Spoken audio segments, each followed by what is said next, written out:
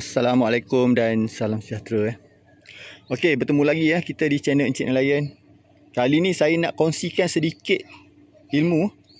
Okey, kalau pokok tuan-tuan, tak kira lah pokok apa sekalipun yang ada nampak daun dia jadi macam ni. Ni. Pokok durian ke, pokok rambutan ke, pulasan ke, pokok mangga ke. Okey kalau daun dia jadi macam ni, tuan-tuan boleh sembuh dengan racun ni.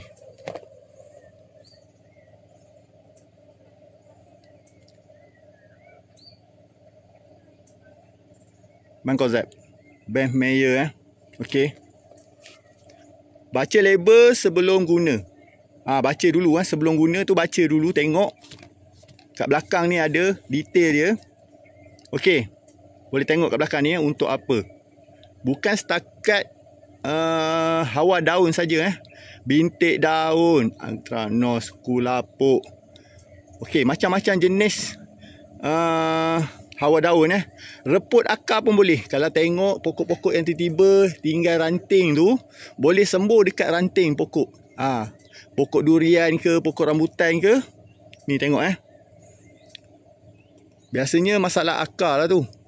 Okey, sembuh dekat bahagian pangkal pokok dengan kawasan kanopi pokok. Okey, tak banyak pun guna.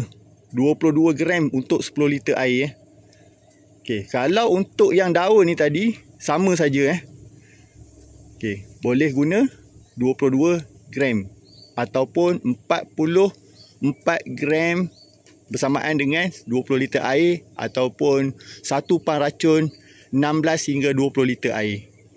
Okey jadi kita isi lebih sikit.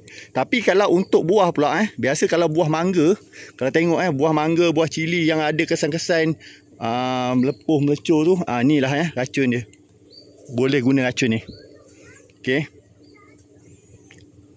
Boleh dapati di Shopee. Mudah nak cari. Boleh dapat kat Shopee. Type je Mancozeb. Racun ni okey, kalau jumpa gambar ni, itulah bahan dia, itulah racun dia. Tuan-tuan boleh beli, harga tak mahal pun. Racun ni boleh guna banyak, lama boleh guna ni. Satu beg ni lebih kurang 50.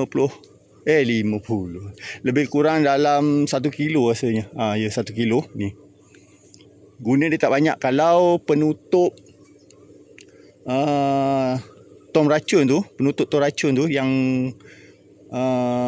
besar tu, lebih kurang dalam 1 tudung saja. Itu anggaran sajalah sebaiknya tuan-tuan sukatlah pakai penyukat yang ada tulis gram. Okey. Saya memang guna yang ni. Kadang tu saya guna Montcherat, kadang tu saya guna Elliot.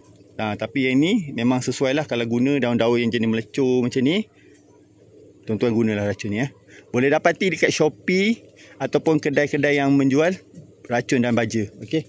Assalamualaikum dan salam sejahtera.